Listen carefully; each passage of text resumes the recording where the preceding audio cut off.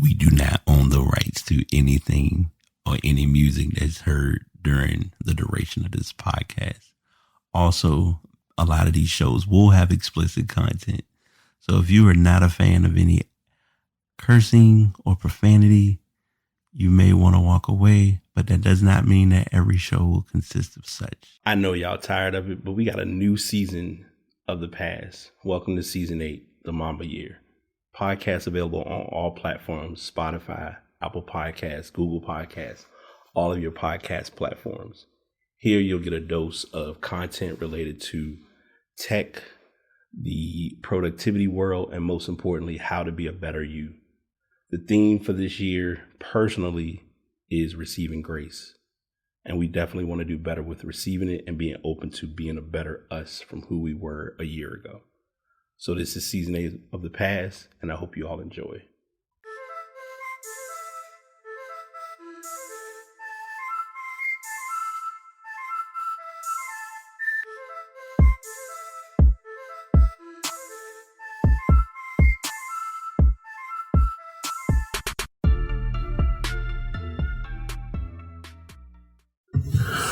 What's good? What's going on? Episode 415 of The Pass is here. I am your host, BT. I got a guest who's not a guest. He's been here, I think it's been a year ago. And this time I'm a little unorthodox. Normally I would have him do his introduction, but I'm going to introduce him. My co-moderator of A Space to Sport, A Space to Tech, A Space to Music, a longtime friend, good brother, solid dude. He puts me in the blame category of, instead of TikTok made me buy it, Bryan made me buy it. And I think I just got him with something today, introducing Nahshon back on the pod. What's good? Yo, what's up, bro? Appreciate you having me once again. Once again, man, we back to it. So this is an interesting show. We're gonna come back to do another one soon. I'm gonna project something early because I know how life works, and this is not because I've had someone put this up as a post, and I'm not on this whole manifestation thing. I'm on things happen, and it's just like, okay, this all makes sense as to why it happened. You mentioned that there was someone who we both know that we're looking to get on, that you're having on your show soon. And we also have a gentleman who is why we're doing this show, and he wasn't able to make today's show, which is understandable. So we may have to do, if possible, a 4-way show and see how that would be dope. And just kind of let it be what it be. And I think it'll be good because the individual who got us to do the show together today, he wasn't able to make it. Life happens, so we didn't really get too aggressive or harsh on it. But we were able to kind of sit down. So I talked to Nahshon before the show, probably like between yesterday and somewhat today, and curated a couple of topics. And then we'll probably go a little bit off the script because that's just how it works, and that's just how it's going to be. So I put these in order from what I had for the list, but I'm going to do something a little different. The first thing I'm going to do is we're going to take what I'm considering a moment of silence because the hockey player Johnny Gaudreau and his brother Matthew Gaudreau were killed in they were on their bikes riding, and it was either the day of or they were getting prepared for their sister's wedding, and I think they were hit by a vehicle. I'm not sure the specifics on it, but we're doing a moment of silence for them, and also we're doing a moment of silence because today we just found out before the show that Fat Man Scoop passed away. So we want to give a brief moment of silence to them as well as anyone who has been lost over this time.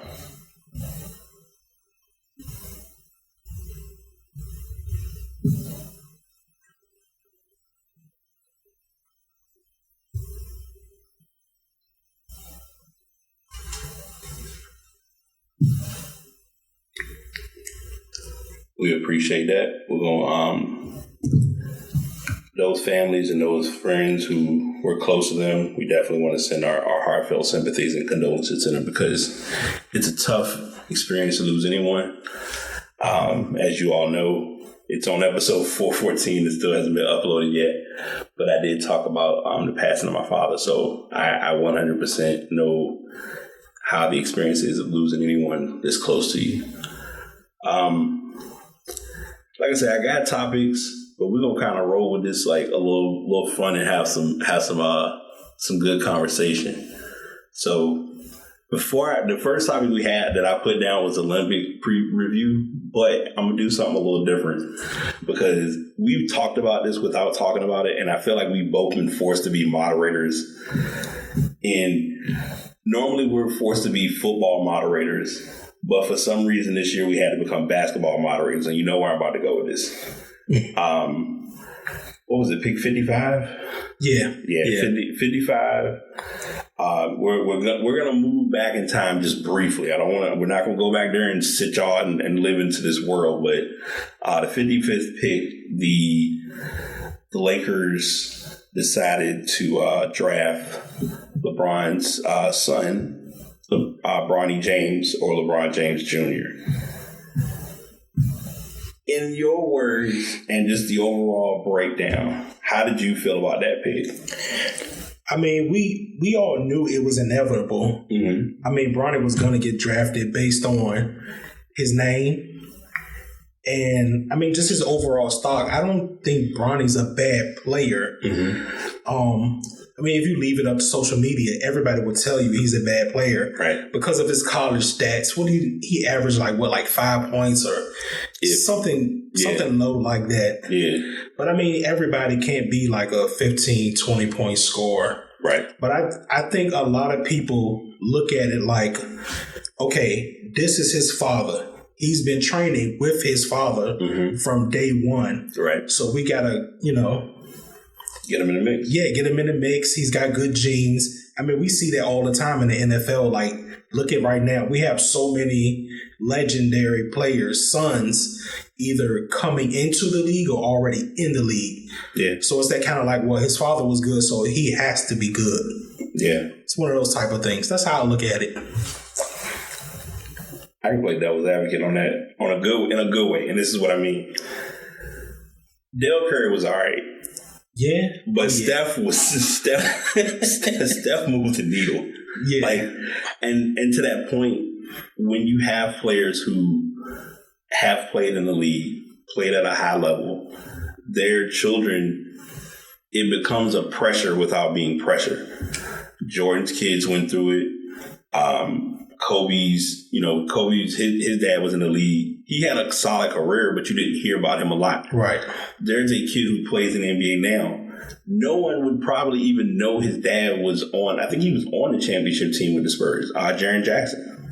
Oh, yeah. You know what I'm saying? So, like, people know Jaren Jackson Jr. because of his name and his demeanor, but you wouldn't even think, unless you're a true hoops head, you wouldn't think of like, all right, Jaren Jackson. So to those factors, I look at it on that level. But I also look at it as Bronny has the green light to control where his career can go in the NBA. And I think it's so hard because, like you mentioned, social media does a thing. The minute something happens, sparks, fireworks, tension. I don't like it. I ain't a fan. I wouldn't have picked him. I don't think he should be in the league. And it's like, you got to understand, there are only but so many players in the NBA who get opportunities. Like, we have to accept this, and this is not me going down the NBA rabbit hole, I promise, but we're in a transition with the game. We are about to see over the next 5 years, a lot of players no longer play the game. Right. The story, without being the story, like Steph, $62 million. They're offering him another year. That's kind of the way of saying, look, this is the last year we're going to give you what we give you. And if you want to go, y'all want to build that super team for that last hurrah, go crazy. But this is what we can give you. And Golden State can afford it because of how they move pieces around. And also the Klay Thompson trade. So that plays into it. But Ronnie has control of the keys to how his career can go, and plus he's in a 2-way deal, so he's gonna be getting some G League time. He's gonna get that opportunity to play, and more than anything, he's gonna be able to, like, when he gets that call up to the league, he's like, look, you got to be able to show us what you can do, right? And as an added bonus, and I think you even mentioned it, like, as far as stats, I always share this stat because it's the most mind-boggling thing to me. Karl Anthony Towns is the number 1 pick in his draft class.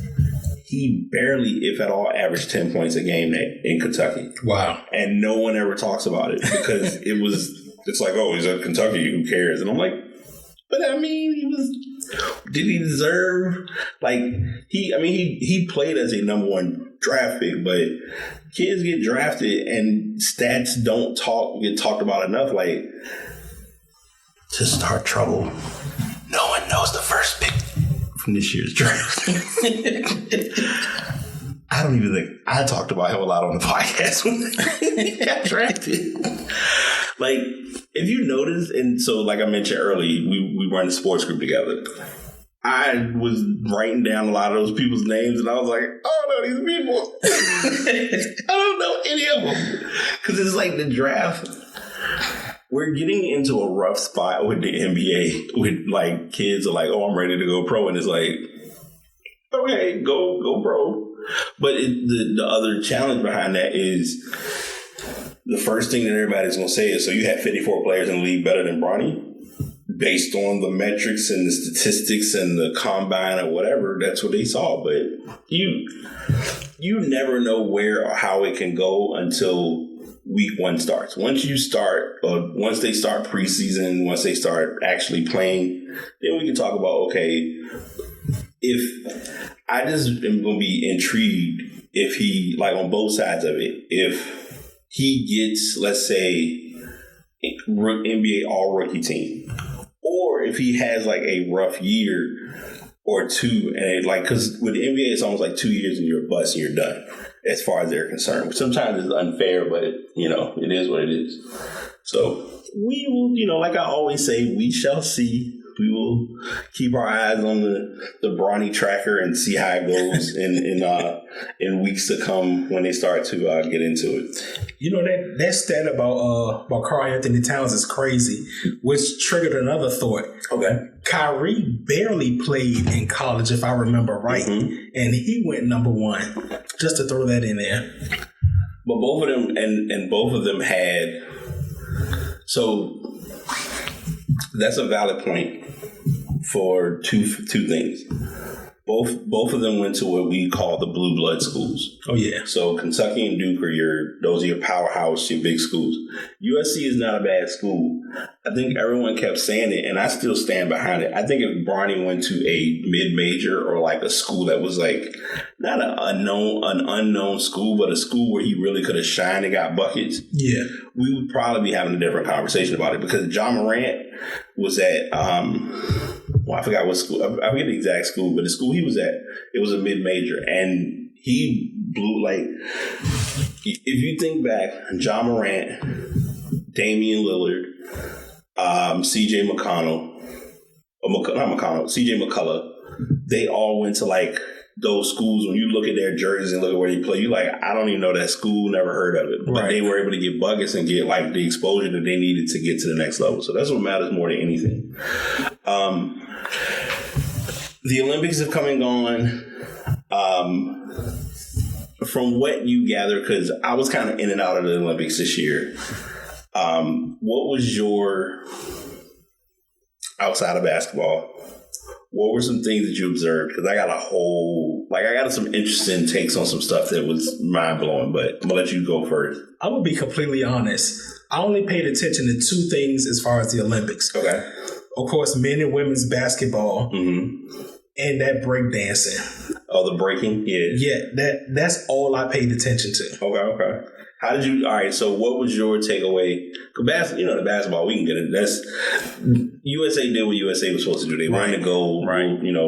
Whatever. But I'm going to another part of basketball, but not that in a minute. But what was your takeaway from the breaking? Because it's a lot to unpack without a lot being unpacked from what I gathered. Well, first things first, I'm trying to figure out why breakdancing is even considered a sport. One. Number two, why is it in the Olympics? Okay. And like I messed with Lonnie on the show. Lonnie's from New York, right? Yeah. So I've been messing with like a lot of New Yorkers because we know the whole hip hop culture, breakdancing, everything started in New York. Cardboard box, yeah. New Yorkers are highly offended, especially the older ones, because they're like, wait a minute, that's not our culture. We don't know what that is. That's not breakdancing. Right. So a lot of things I can throw back about that. One, the Olympics. So the Olympics does a thing, and no one knows this behind the scenes because we really don't. Even as a sports group, we don't get that invested into it because it's not that we don't think the Olympics is important. I don't want to say that, but I think it's more of like what's pushing the needle to really spark a conversation or be like a big deal, like players getting big money, players getting traded, etc. But I don't know if it's the IOC or it's basically the committee with the Olympics. They will talk out which games are added or which games are removed when like the upcoming Olympics, because they've already said for 2028 they're not going to have breakdance. They've already projected like to not do it. That's number one. Number two, the story has come out, which is still I'm still trying to learn and get backstory about this too. Apparently, she was doing this as the person who went out there and did like that horrible performance. I think it was for Australia or Brazil, whatever. Australia. It was an inadvertent social experiment. And sometimes we're pulled into an experiment not knowing that it's an experiment because the person says, "Oh, I had studied in breakdancing," and I was like, "Wait a minute." That was a thing that you can really do that. Like that's possible. But apparently it was pulled and presented of how they were able to get themselves to be brought in as a team to compete or be the person to compete for it. And I mean no harm in what I'm about to say, but I'm going to call it like I see it. Certain things have a term, and my term that I've used, and I've probably said this on the podcast, but I've said this to many of my friends, unseasoned chicken. And you know what I'm talking about. Absolutely. So for my folks who don't know, because I'm a school, we're gonna have conversations today. The importance of doing any type of food with black folks is seasoning. When it ain't no seasoning, if it ain't no salt, and seasoning is not just salt and pepper. Let's be 100% clear. If you are not walking in someone's kitchen and you don't sneeze at some point, they ain't seasoning. So to do the revert opposite of that unseasoned chicken, things that lack any type of rhythm or just don't add up and don't make sense. The little bit of it that I did see, that's all I know could have had to have happened from, and then having folks judge it is where it's like, okay, what are we doing? So ironically, the race that I wanted to watch the most was speed walking, because I've joked about speed walking for the longest time. Wow. Because I wanted to see how, and I think there was a monumental moment with that, because there was one girl who had like first place nearing the finish line, and she was at her normal pace, and this other girl paced a little bit faster and somehow got past. I saw that highlight. I did see that. Yeah. So that stands out to me from speed walking. The other thing, and I don't know if this is where the NBA need to step in. I don't know if Big Three need to figure this out or what we should do for this for 2028. We folded on 3v3 basketball this year. Absolutely. So for those of you who do or do not know, and I promise you this is not going to be it is kind of going to be because we're talking about WNBA next, but the 3v3 basketball format for European basketball has started to take on a craze. It is what I would call a reduced version of Hoop It Up for the OGs. Hoop It Up was a thing that happened in Richmond that took the scene, like literally if you were downtown when Hoop It Up happened, you were not going to travel. You couldn't get through downtown when it was going on because it was just that much traffic and that much stuff going on. You like, okay, I may as well just pull over and go watch because it's taking up the weekend. And it was 3-on-3 basketball, losers outs. Games went to like a certain point, and it was just competitive basketball. You take that format, but you condense it and make it a little more up speed. USA didn't adjust to the sport the way that the European leagues play it because, you're playing. If you get a basket, as soon as you score, your opponent gets the rebound, and then they have to clear the ball. Every possession is a clear bat. Like even if you take a shot, unless it's an outright air ball, I think you still have to clear every possession. But outside of all of that, the mind-blowing part of it is USA could have sent 3 NBA players that did not even have to be like top-tier NBA players. And we could have gotten a much better run out of it. I got no disrespect against Jimmer for that. But is no way possible that qualifiers couldn't have been made like, hey, we notice you in the league, but we're going to have you do this to possibly get an opportunity to play for the NBA. I mean, play for represent USA. We folded on that one really bad. And I still won't understand that one. Even on the girls, I think Haley Van Lith, like she had a good, decent run with the women's squad, but you got all of the hype, and I know we getting ready to go into WNBA. Egos could have been thrown aside, and Caitlin Clark and Angel Reese could have been on at least 2 of the players on the team. Absolutely. Easily. Like you got the whole squad. Y'all got the USA team. We not bringing her over because she ain't been in the league, and I understood why everybody didn't like it, but it made sense if you understand how the WNBA and the NBA with Jalen. I mean, I get why everybody thought Jalen should have played, but it's some red tape behind that I won't get into because everything comes down to brand and imaging, and sometimes it's hard to get that across to people in the media world who are not media based, and that's my best tangent about that. Which direction do I go with this with the WNBA part? All right, give me your. Now we just joked about that seasoned chicken. But you know what? I gotta give Caitlin her props. Caitlin a bucket. She really is. She gets to it. And I think the thing that happened, no one's wanting to have this conversation, but I'm gonna have it. And if you don't like this, I'm gonna hurt somebody's feelings. I don't even know if the girl still played for Chicago. Whoever it was when she played early on and like she got checked that game, I think it flipped the switch. It did. And she is still on the roster. Okay. Her name's Shanity Carter. Yeah, okay. Yeah, Shanity Carter, there was more attention to her. Like, there was minimal concern about Caitlin being okay, and it really wasn't even like, it was almost, I'm reaching when I say what I'm about to say, but I'm going to take a chance. It's almost like Pat Bev type vibes. Oh, Lord. But I can see that. Just a little. It was, and when I say Pat Bev, let me be clear. It was Pat Bev welcoming Lonzo Ball to the league when he first came in, because I'll never forget that game. I think it was, I want to say it was Houston and LA.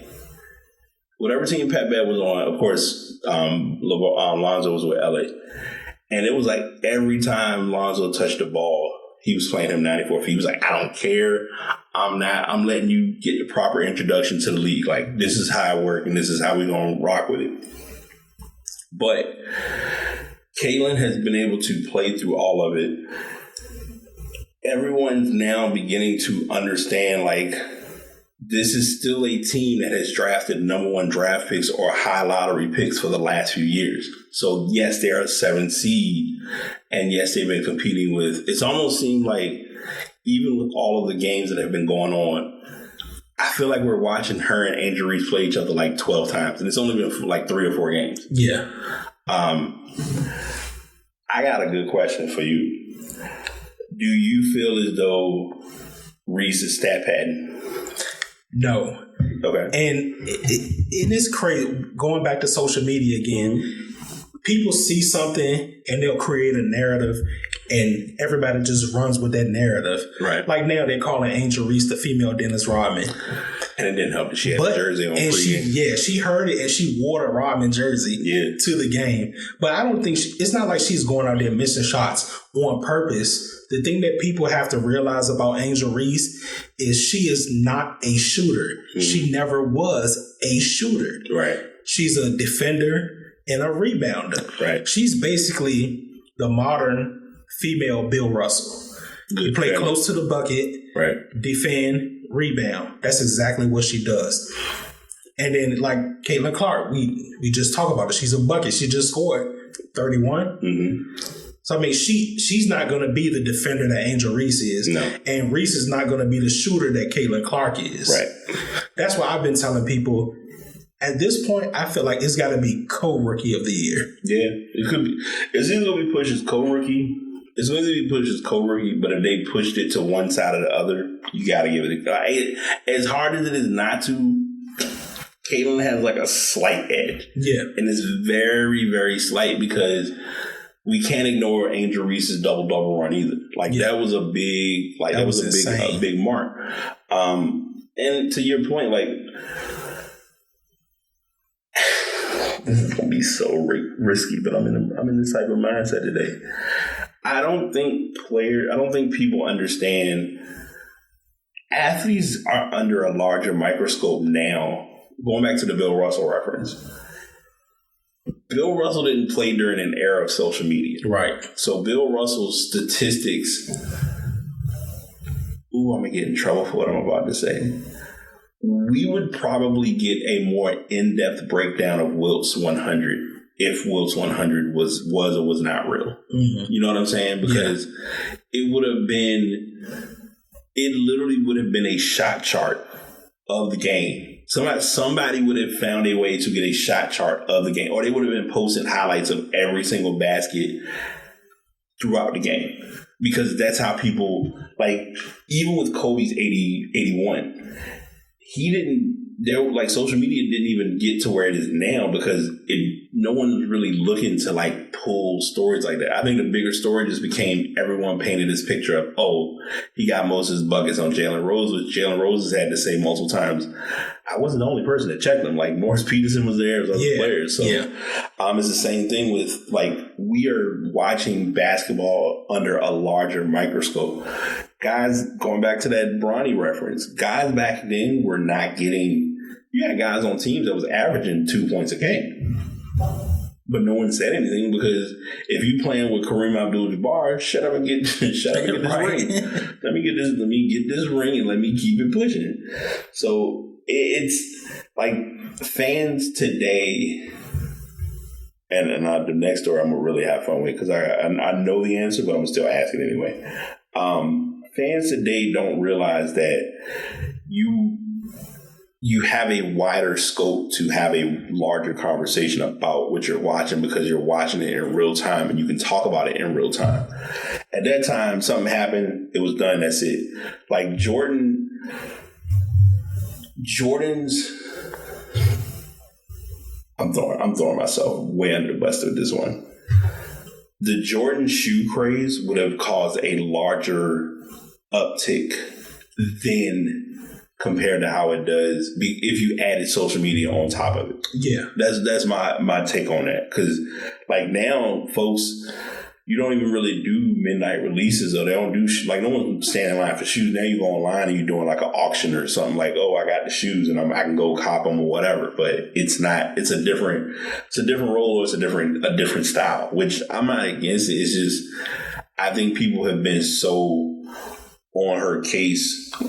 And they've had to kind of let it all play out for it to make sense. And now they're like, I see the hype is real. I'm like, the hype has always been there. Right. It was a reason why when she was in Iowa was a perfect school for her because she was on the radar, but she technically was off the radar, but she was put more on the radar because of what she was doing statistically. Yeah. And with Reese, it was LSU. And after they won the championship, between her winning the championship, between her doing the You Can't See Me we had no other way of not hearing about her. So that's my pull on that. Going to my next transition. So, of course, Iowa doesn't get a championship, which I think one of those years it could have been a good case for it, but it is what it is. But the recent one, they lost to South Carolina, even though she wasn't on the team. A'ja Wilson. We're gonna be nice today, because you thinking it, I'm thinking it too. A'ja. I got nothing but respect for A'ja Wilson as a person, as a woman. At this point, man, we gotta start putting her in that GOAT conversation. Man. Really? I'm really starting to think it. I got no pushback on that. But then also what I'm struggling with is, who do we take out of that GOAT conversation? So who? All right. So there. All right. So you just gave a good starting point. Who currently? Who are your GOATs that you can say are like, all right, it's like non-negotiable. They there. All right, so I'm about to show my age a little bit. Some of y'all might not know who these players are, but like in no particular order, I'm gonna go ahead. I'm gonna go out there. I'm gonna step out there and say A'ja. You gotta go Diana Taurasi. Yep. You gotta go Cheryl Swoops. Yep. Man, you got, oh my gosh, Cynthia Cooper. Yep. Leslie Miller. Lisa Leslie. Yeah. Oh my gosh, man, Maya Moore. Oh my, Candace Parker. The WNBA got some hoopers, man. Y'all better stop sleeping on these women. What's her name? She was at the Fever. Doggone it. Because she played after Candace Parker. Tamika Catchings. Oh yeah, I think Tamika Catchings doesn't get a lot of True, you can play the whole she only got one ring in the W, but it's like the parody started to show. So because you mentioned two of them, it's a challenge to not throw her in there, but it's almost like Cynthia Swoops and what's her name? The other girl that was on their team. She played in the league for a while. The three of them because I think all of them got 4 rings. Yeah, they did. Alone. The first 4. Yeah, the first 4 in the league, and then not long. And it's funny because they got those rings, and then not long after that, the team folded. Yep. Which is just insane. Tina Thompson, that's her name. Those 3 have to go. Now, I don't know if people will like me when I say this. I don't think Cheryl Miller get her credit. She doesn't. She really doesn't. I think Cheryl should be. But the only problem is now, based on everybody we've named, we've gotten up to at least 10 players. And then, honestly, another one just popped into my head because you mentioned one ring. Mm-hmm. This player has 1 ring. She's also the only 50, 40, 90 player in the WNBA history. Donna? Yes. Yeah. And I'm going to be biased because she played on my Mystics, so. No, I ain't against that. We talked about it. We talked about it going into the season. I was very close to getting Mystics Fever tickets till they moved into that Capital One Arena. And the prices when I was like, I don't know. Oh yeah. I don't know. But no, she definitely, because she's the only female 50, 40, 90. I'm with you on that. But I think Asia's building her. She's building her rep big time because she has 2. Yep. 2 championships. She has 1 or 2. I know she has 1 championship at South Carolina. I want to say 2, but I'm thinking 1. She has 3, at least 3. She has quite a few gold medals so far already. And the thing is, she's playing the game. This will be risky what I'm about to say. I feel like they're doing her a little bit like they're doing, I don't want to say LeBron. I kind of almost want to say Luka. It's like in that LeBron-Luka state of we could give her these MVPs, but we got to make the league look like we're doing this thing. Because with LeBron at one time, there was a point where LeBron should have got MVP every year. Yeah. Love him, hate him, cheat code, whatever. LeBron was running the league at a good point for a while. And Asia has been doing that for quite a while. Like when they didn't give her, because I forgot whoever won MVP last year. I was like, yeah, y'all tripping. Yeah, we know that. Yeah, I'm gonna say rigged, but use whatever word y'all want. Yeah, they said it was set for who was set. Because who won it that year? I'm curious. We do our own impromptu research. While you're looking that up, if you had to think of a team that's a sleeper team this year, who would it be? In the W? Yeah. Wow. That's crazy because I was just looking at the standings on my way here. Mm-hmm. I'm gonna step out there. We were just talking about Caitlin. In the Fever? I think so, but people forget. So they just drafted Caitlin Clark number 1 this year. Yep. They drafted number 1 last year also. With Aaliyah. Everybody's forgetting Aaliyah Boston. Yeah. So that combination of them two, I think that's kind of dangerous. And then they're trending upwards in standings. Yeah. So that could be a sleeper. I'm not against you on that one. I want to see, because I mean the biggest thing is you got to make a strong run. The only tough part is just like, as I'm seeing it right now, it's been Las Vegas and then the field. Yeah. So right now for the league, you look, oh dang, Indiana went up 1. So the Liberty, Connecticut, Minnesota, Las Vegas, Seattle. I keep forgetting about Seattle too. And then you got you got teams fighting for those last 3 spots, which is Indiana, Phoenix, Chicago. You could kind of say Atlanta and Washington because it's based on how many games they got remaining. Unless something crazy happens, I think Indiana will get in.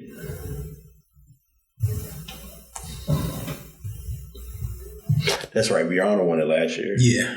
As I looked at the teams, I had to think about it because I just don't know. See, because they could make a run back again and play Las Vegas, but I just don't know if it will be the same. I don't know if it'll be the same energy. I'm gonna call my sleeper team right now. I'm gonna say Minnesota. That's not a bad one. And the only reason I'm throwing Minnesota out there currently, Maya Moore. Yeah. I feel like they can, and I'm not saying this will be a league break thing or anything like that, but that's just what I'm observing so far. So that's my spiel with the W. I kind of feel like so when this WNBA season started, of course we all saw the hype with Reese and Caitlin. Mm-hmm. And then I kind of felt like Asia was like, hey, y'all, I'm still here. Right. I kind of feel like she's using that. She's on her Kobe and Jordan tip. Like she's finding something to use as motivation. And that's the perfect thing to use as motivation. It's like she won Defensive Player of the Year. She won MVP and the championship all in one season. Mm-hmm. And then now you got these 2 youngins coming in and y'all just totally forgot about me. Okay, I'm going to show y'all something. Right. Because statistically, she's been who she's been day one. You haven't. Yeah. We've never gotten anything less out of her other than just being a bucket. Right. And then she's like, y'all screwed me out of MVP last year. Okay. That was a weird run. Man, and take no credit. Brianna Stewart is a baller. She's nice. And I think that was her first year with New York? I believe it was. I think that might have played into it too. Because she was already in Seattle. Mm-hmm. Seattle, she was starting to make her name and build her rep, but then it was like Seattle, it didn't work out. So she went to New York and was like, all right, I got the keys to the city. This is me. And it's her and Sabrina, like a healthy Sabrina Ionescu. Can't sleep on her. That's a deadly combo. Yeah. I mean, I'll take them. Unless something crazy happens, this might be my early hot take. I think Caitlin will make all NBA. All WNBA this year, like first team. Mm-hmm. But I also think Ionescu might be second team. Brianna and Asia will be first team. Yeah. By far. Because I don't think, after, like, as I mentioned, I don't think they're going to put Ionescu and Caitlin both first team because of position. So that's what I'm seeing now. But, as the saying goes, you got to play it by ear, see who does what and who shows out and how it all plans in. I'm going to just put this out there. I would love and I would pay good money to see a Caitlin Clark, Sabrina versus Steph and whoever else you want to pick at All-Star Weekend in the 3-point shootout. I think, I'm trying to think of other than Steph, who's another good 3-point shooter in today's game?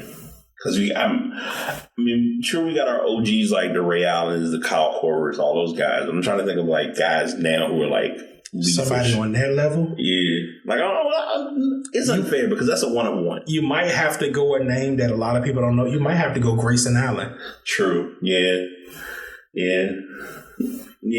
I can see that. Steph would be the obvious one. Then you might have to pick somebody who led the league in 3-pointers attempted or the percentage or whatever. See, I would say Durant, but Durant is better mid-range. Because Durant, to this day now, like, we had the conversation, you and I had this conversation last year, and I promise we will talk NFL. I promise y'all.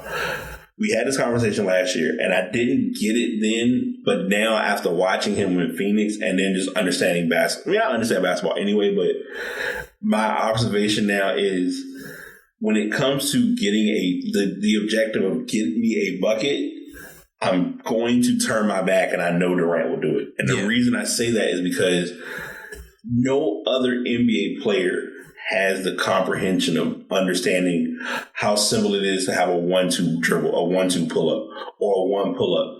Like, everyone talked about this from the 80s and the 90s. It's like everybody's like, we done with the 90s, all that, whatever. Y'all can have that conversation. I don't get it. When I see those type of posts on my page that aren't in the sports group, I keep scrolling because I know it's like I could pick this keyboard and I could respond, and then I'm like, but I really don't care. So I'm just gonna let y'all have it because we got a platform. So let's talk it out. But Jordan was also a 1 dribble pull up guy. Yeah, he was a 1-2 pull up guy if he had to.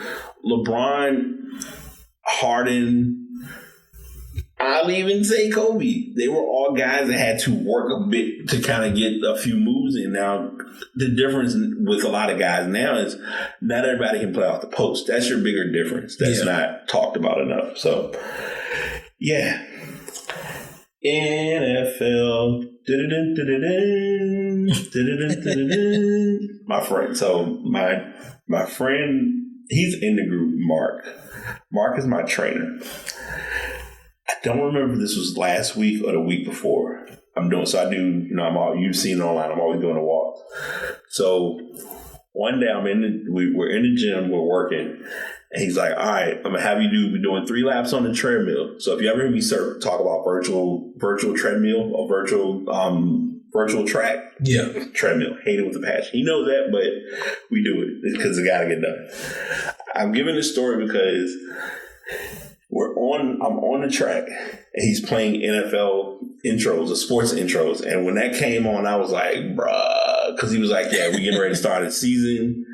And I'll tell you in person, and I think he might have offered me to join theirs. I don't know. I avoid fantasy for one reason. I'm already reducing my screen time, which I'm going to do my ad later on. I'm not going to do it now, but I'm avoiding, like, if I don't need to be as consumed by checking these scores and these players. And Fantasy League has you where you literally are like, oh, shoot, they hurt. And you like, and not everybody does it because I wasn't the best transactional mover. Now, basketball, I'm different, but football, it'd be so fast and so quick. So that's why I didn't do a lot of fantasy. But switching over to NFL, we are, 6 days? Well, it's 5 days away because my birthday is on the 4th. There's going to be a game on Thursday still. Yeah. They're putting so much effort behind this Friday game, so it better be a good game. And then we got our traditional Sunday and Monday. As of right now, what are your early predictions, or what are you seeing as like how from what you've seen so far and like what's been talked about? Early predictions, the 49ers will fold. Sorry, Niners fans, they will fold. But the Texans will not only shock the AFC, they're going to shock the whole league. Okay. My Ravens included, they're going to get shocked. Okay. I just see so much from the Texans. They got Diggs. They went and got Joe Mixon. Yep. Tank Dell is back. I mean, you got a good coach, good quarterback. The defense is nasty. Yeah. I mean, what more could you really ask for from a team? Right. And then, like, my underrated thing with the Texans is they already had a really good young running back in Pierce. Right. Then you go and pick up Mixon. Yeah. Oh, my gosh. Mm-hmm. No, you're right. And another team that will fold that gets a lot of hype, the Bengals. Really? The Bengals, you can't lose a guy like Mixon. And what receiver did they lose? Was it Higgins? Probably Higgins, because I know they still got the other young wide out. Yeah, so they lost Higgins, you lost Mixon. The defense was never really that good. Yeah. The coach is overrated, even though he comes from a good coaching tree. I just don't. And I'm not saying that because they're in our division and I don't really care too much for them. Right. But just based off like what I'm really seeing, looking at the roster, and then on top of that, looking at the money, Burrow makes what is it, like 50-something million a year? Yeah, he up there. And then you got Chase asking for like 40 million a year. Like, how you gonna manage the numbers? Yeah, I don't see it from them. Dallas won't make the playoffs this year. We already. I might lose some. Hey, you know what's bad? I got a lot of friends who are Dallas fans, and they will probably hear that and think that I am like being a hater. But Carolina's not been doing much for the last few years, so I'm not mad. Like, I think my biggest thing this year is I just want Bryce Young to not throw as many interceptions. Yeah, that's my only ask. So if I can get that out of him, I've had a good season. My early prediction currently is Mahomes will have a strong season, but I don't think it will be through Kelsey. Oh yeah, that's what I'm seeing, and I know that's probably not much of a big hit, but it ties into my hot. Now, this kind of pulls a little bit to my next wave of my hot take. My hot take is Mahomes nor Jackson will not be the big talk of the MVP this year. I think it's going to be someone you least expect. Now, you mentioned Houston. I can see Stroud. I mentioned, what did I say? My friend he put me on the spot with this because he was like, I said, I looked at Marvin Harrison Jr. being potentially Rookie of the Year. So he said, well, that would lead to you thinking that Kyler Murray would be your, like, coming to MVP talk. And I was like, I don't know about that because I like Kyler Murray, but I need him. Am I getting 17 games out of him? That's my only concern. Yeah. That's my only concern. Like, Tua, I'm worried that if Tua get touched, he's going to get a concussion. And I like Tua. I think Tua's a good quarterback. Like, he's been able to bounce back. I also think the Bills. You already said the Bills. You said the Bills not going to make. Did you say anything about the Bills yet, right? I thought it, but I didn't say it. Yeah. And I'm going to just say this. I don't think they'll win more than 7 games. Really? They will not. They should not. Yeah. Yeah, and I think even to my point, and my other part, because I think I was looking at like QBs, I think I also mentioned like, even with all going on, Burrow, because Burrow, the thing that's funny with the NFL, and you can attest to this better than me, you can have a statistically great year and your team can still be tracked. Oh yeah, like if you can get you a good 3,000 or 4,000 yard season, but still not win 5 games, and you'd be like, well, how does that work? And it's like because some teams are just at a certain point just gonna run the numbers. This is what I will say. Do you believe the hype about Caleb Williams now? Or is it still on? Are we still the jury's still out? Me, I have to see more. Like, he threw one ridiculous pass in the preseason. Yeah. And that made me open my eyes like, okay. Yeah. But I gotta, he's got the right pieces around him. I just gotta see more. We gotta see him in the regular season. Yeah. We all know how preseason is. So I would say, man, at least halfway through this coming season, we would know if he's legit or not. Yeah. I'm throwing my cards on the table with this one. Larger pressure, him or Justin Fields? It's got to be Caleb. Because, Really? yeah, Justin's not even the starter. So Pittsburgh, you know how that goes. Yeah. Well, technically, Pittsburgh just named Russell the starter yesterday or day before yesterday. Yeah. And I could understand why, but I mean, they have him for $1 million. Yeah. So they're gonna get what they can get and see if it's gonna be legit to think down the line. And I think about it, Russell and Justin are on 1-year deals. Okay. Yeah. Yeah. If he can show me that he's focused, my other sleeper and I'm not gonna say MVP, but I'm gonna just say like could have a breakout year is what's his name for Cleveland? Watson. Watson. Yeah. Because by now he should have gotten all of that buffoonery and foolishness out of his system that he did with whatever. You know, if you know, you know. If you need to look up, do your research, do your Googles, you'll know what I'm talking about. But I just need him to put his mind in the right place of what he, you know, because the thing is, there's nothing wrong with like, we all go through things happen, life happens. But if he's dedicated and devoted to football, I think he has like that chance to like, but of course, I mean, the only problem is still the Browns. So it's like, it's like a tough call.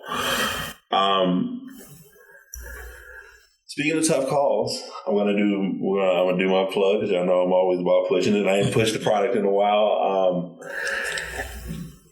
I want y'all. So this is a my version of this ad, and it's not even like me pushing the ad. But what I want people to do in this moment, as you're near like the 50+ minute mark of this podcast, is to check your screen time on your mobile device, aka your phone. Now, if you're an Android user, you can check it as well, but I want you to check it on your iPhone. If your screen time is more than a third of your day, aka 8 hours, then we need to figure out why are we on our phone a lot. And it happens. We all do it. We all use our phone. We all love technology. I've learned the power of technology even before hopping into IT. Nahshon can attest to it. I was really a tech researcher without being a tech researcher. Like, I don't want to say this to throw shade, but I could have probably did what MKBHD did with the right equipment. Yeah. But I still think it's never too late. So I don't want to say that part. But in us viewing and consuming a lot of content, sometimes we can get into doom scrolls, media scrolls, and we're on our phone a lot. And sometimes we need to find ways to reduce that screen time. One of those things that most people do is they go into the settings of their iPhone and they will update, okay, let me limit my screen time to these applications, which works totally fine. But what happens is you go in, you touch, it'll say, hey, your time has ran out. And you're like, you know what? I'm going to turn it off and I'm going to keep scrolling. I'm going to keep going back to what I'm doing. There's a company called Brick that I got introduced to them back in December of last year. And I will tell you, it's not even me saying this. I'm saying this now, but I also have friends that I've introduced them to this accessory. It's probably been the best thing ever. You order the accessory, they send it to you. Once you receive it, you want to download their app. And once you open the Brick app, it basically is a one-stop shop for, all right, now that you set this device up, we're going to ask you are you going to go in and check what apps do you want to not be able to access. So you pull up whatever apps that you want to not get to. And then from there, once those apps get get blocked or get shut down, you can no longer go to them once you tap your brick accessory on the on your phone. I have been using this times that I've used it, and I've changed. I had one profile, which was just my default profile. A friend of mine just recently got one. She has 3 profiles. She set up a profile literally called work mode. And I'm doing this as a promo, but it's also like how helpful it's changed my setup. It's a profile that I have called work mode where all I have is Teams, Outlook, Authenticator, a couple of music applications, and maybe one notepad application, just the core stuff that I need. Because now what it does is you're now going to get that message that pops up and says, okay, you can't use your phone. I'm going to show it to Nahshon when we do offline, and he'll see it in person and realize, like, all right, I ain't just saying it just to be saying it, because normally I wouldn't push a product, but this is a product that I'm pushing because it's helped me really change my screen time. Like now, on average, I'm under, like I said, I've done upwards of 8-9 hours a day, but now I'm almost like 4, maybe 5 hours, give or take, which is big from the phone. Now, of course, laptops, tablets, you already know, we've all been there. So they're working on updates for this accessory. It is a one-time fee. You pay $50 for one. Now, if you want to get groups of them, you can. People put these in different areas. They are magnetic. You can stick them on the back on refrigerators. You can stick them on any accessory that is magnetic. And once you lock the device, once you lock yourself from the application, you can only unlock by physically tapping on the screen on the actual accessory itself. You get 5 emergency unlocks, but if you're really in that much of an urgency to unlock an application, this is exposing the addiction that we need to reduce. So get one, use my promo code Bryan Brick, and you will appreciate the product. Now that we've gotten that out of the way, we're going to segue into my favorite part of the show. Pass the message. It's been a year. You know how this go. What's the message you got for the folks? I know last year you hit them, gave them a hard breakdown. So what we got is a good message to walk out with. This time is something that I've been harping on for a while. Okay. And on my next episode, I'm going to lead off with this. Okay. Narratives. Do not follow or do not create false narratives. Okay. The end. All right. And for my newbies and my rookies that may or may not know what false narratives are, you mind giving a little clarity or understanding of that? So let's speaking on the narrative, let's go back to what we were talking about earlier. With Angel Reese. Right. People are talking about, oh, well, she's shooting the ball and she's getting so many rebounds off of her own misses. Mm-hmm. That's creating a narrative. Like, she's not doing this on purpose. She has good timing. Yeah. Rebounding is an art. Right. Just like basketball overall is an art. Mm-hmm. Another narrative would be like, this guy only does this, and music wise, Drake only puts out love songs now, which not true. Right. This person only does this well. They only do that well. Like that's a narrative. Yeah. That's not what encompasses that whole person. Because they can transition. Yeah, you can do more. Yeah, that's true. Because a lot of folks, I'm gonna laugh, but it's true. A lot of people have thrown this narrative at me of like, you're like, they'll look at nerd and they automatically think, okay, you're just a nerd that knows a lot of stuff with like computers. But then when I tell them the other stuff that I know that's not computer related, they're like, how do you know all of that? I'm like, yeah, like I think both of us, this is like an application for both of us. Gaming nerds, yeah, we have that. Like my gaming lately has been whatever. I'm just not like, my gaming has gone to offline now. Like I'd rather play more offline because online is toxic. That's just my spade to spade. Absolutely. However, sports, I think we both have had to learn how to scale back on what we really want to say in a group. And I said, look, I'll say this even if we had the other guests or anybody else saying this, because this is just an open dialogue of reality. Sometimes when conversations get out of hand, it's not even to a point of, and I think we talked about this last time when we did these shows. it becomes more complicated to scale back with people that you shouldn't have to scale back with, because it's such a simple process of just understanding how to talk about a sport without just throwing, because sometimes people will come in and just throw stats, and it's like, throwing stats with no context is the worst thing in the world. And I think that's where you're like, the narrative get painted wrong, because sometimes people paint and they have no context behind what they say. Mm-hmm. And it gets exposed like that. They're like, I'm going to put somebody on blast, so they're going to have to hear it. One of our classmates put up this status about a math problem. And he was 100% locked in, like, oh, this is why all of y'all are saying this is wrong. You looked it up on Google, and a couple hours later, hey, I did a check. My daughter posted or looked it up, and she did the problem and broke it down. And I'm going to be responsible and accountable, and realizing that I was like, I'm glad you put this up, because I was about to let you have it, especially as somebody who was a big math guy, and knowing, like, rest his soul, same size supplementary from Coach Holtron.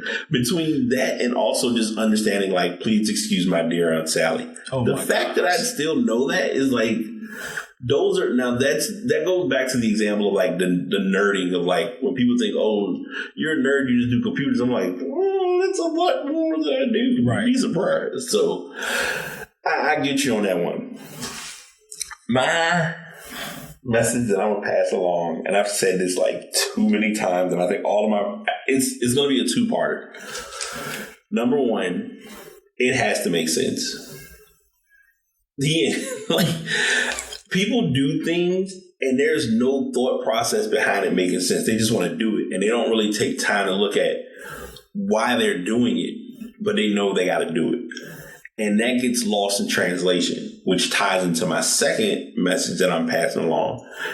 I will warn y'all now, you will probably be listening to podcasts frequently and often. I'm going to be using this as a message to pass along. Slow down.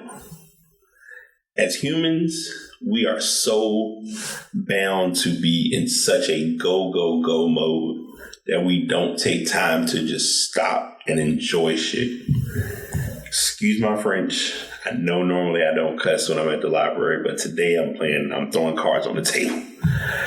And because of that, we find ourselves really honed in on this theory or this idea that we got to do I've had people around me who do not understand why I'm the way I am when it comes to like movement and action and activity or whatever.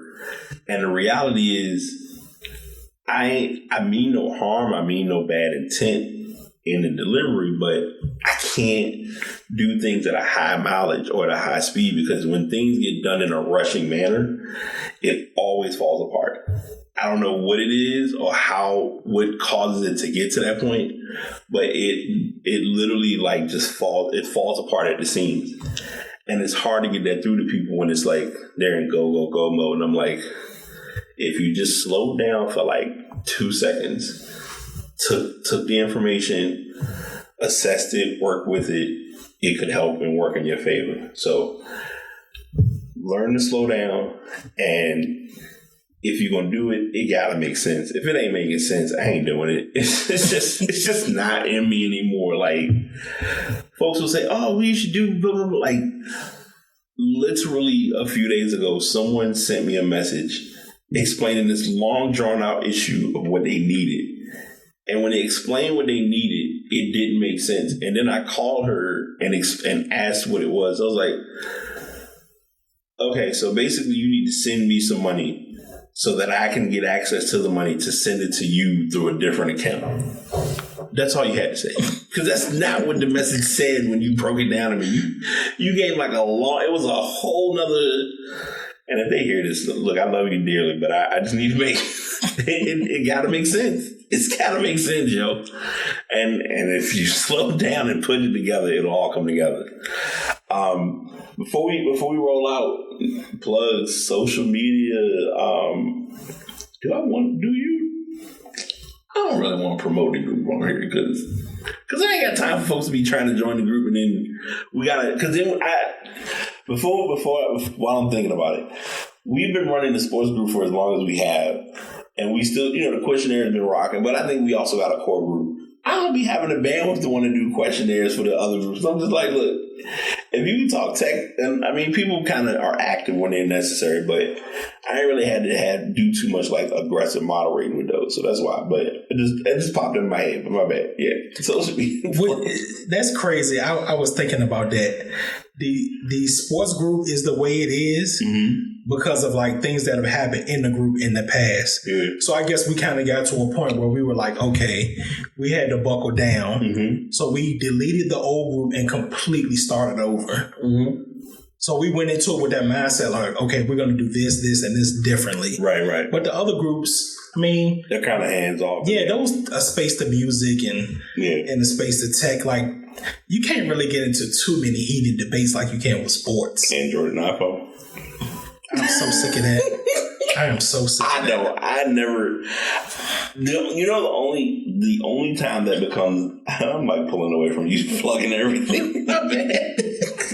But it's on my mind because I'm thinking about it as we're talking. It's the funniest thing when people.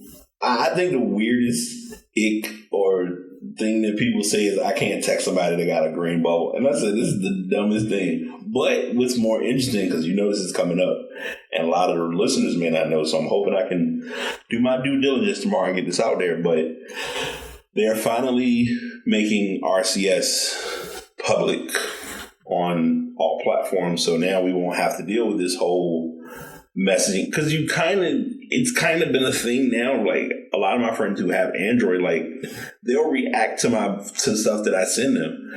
The reactions come in weird on my end because I see so and so and they'll show the message. And I'm like, okay, we're getting there. Let's give grace. We're making progress.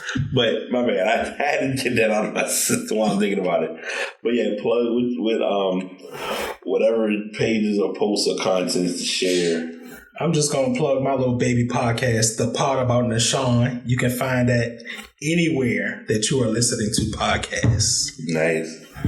We've been because you had a break, a good break, a nice long break. That's all right. Hey, you know my theory. I don't care if you break, just don't fade. If you fade, then I will literally send you a message. It wouldn't even be me sending you a text message. I'm gonna send you a message on Messenger. So what we doing? You done put all this effort and got all this equipment, and now you chilling on the pot. Nah, bro, this ain't. I think, like, personally, like on a sidebar, like what was it, the beginning of the year when I did, because I think that was episode 400. I remember doing that show, and I remember before that, my friend was like talking about her podcast, because she did the podcast and pod faded. She's like, I didn't even know that was a thing until you told me. I was like, no one does, because they don't think about it. But I brought it up. I was like, it's funny because her and I did the show, and I think this is what's going to happen now. So if it does, don't shoot the messenger. They'll do the show, and then they're like, I think I got the itch back, and I'm ready to start podcasting again. And I'm like, all right, hey, listen, the content is here. You just got to be in the space to do it. And I think that's where the slowing down and being intentional comes into play. Because when you know you're ready, you make it happen. You lock in. Like I said, long story without being a story, like, I used to have my days where on Saturdays people knew, do not talk to me from like 10 o'clock until like 3, because I would be preparing for the podcast, recording the podcast, editing the podcast. I had a whole thing, and then things happen. So I'm with you on that. So I understand. So yeah, when you're ready to hop back on the mic, like I said, I think sitting with the solo mic now might get some incentive. We're gonna see when you get back to it. Because I know, like I said, we talked about a show that's coming soon. So if I'm pulling up for that, might bring my mic. Like I said, you got the mic, but the Yeti. All jokes aside, the Yeti is a fire mic. So I love it. I told you that joint. Listen, I still use, like, people. I'm putting somebody on blast. They're gonna be mad. Somebody reached out to me to do. It was like, hey, I want to do a podcast. I said, yeah, sure. So they told me what they was gonna talk about. I'm on board with it. I'm on board, but come roll with me. This is why I'm glad on my video. But it was like, so, I know you got like the microphone and everything. I said, yeah, this bought some new mics. So what you gonna do with the old one? I'm still using it. Oh, I thought you was gonna gift what? Much as I paid for that mic and that joint functioning like smooth, no ma'am. Look, y'all don't understand that Yeti mic is a nice little penny. It's a one stop, and it's a one stop shop. Like the crazy thing is, I forgot how many episodes afterward. That was when Jacoby came on. He had seen me and heard me talk about it, but when he realized like I was able to do the show that we did, and you heard, I mean, we was in the garage. Mm-hmm. You wouldn't have been able to tell. Like, obviously you knew we were outside, but it wasn't like blatantly outside. Like, oh my God, you can hear everything. And he was like, "Dang, you made that joint." I was like, "Bro, this is it does my work for me." Right. So, but yeah, we gonna get back to it soon. We got the rest of our day ahead. I got a B-Day party to prep for, and we're gonna make the day be amazing. Continue being amazing people. And my closing message is: be 1% better today than you were yesterday. And on that note, we out. Truly hope you all enjoyed the show. Definitely was a lot to unpack, but I know you'll walk away with something important. As I share at the end of each season, do find your way to get into podcasting if it's something you would like to do. My podcasts are currently recorded via Buzzsprout. Been very good to me. If you want to learn more about using them, definitely hit me up at thepastbtpod@gmail.com. And also the microphone that you're hearing me on is the Blue Yeti X. Have been rolling with it for over 3 years. We've been doing this ride for quite some time, so I hope someone could find this mic useful. Again, find those people who are good or helpful in what you're trying to do to be better today than you were yesterday. The primary goal is to be 1% better. Hope you all have an amazing day, and we'll be back again to do this next time.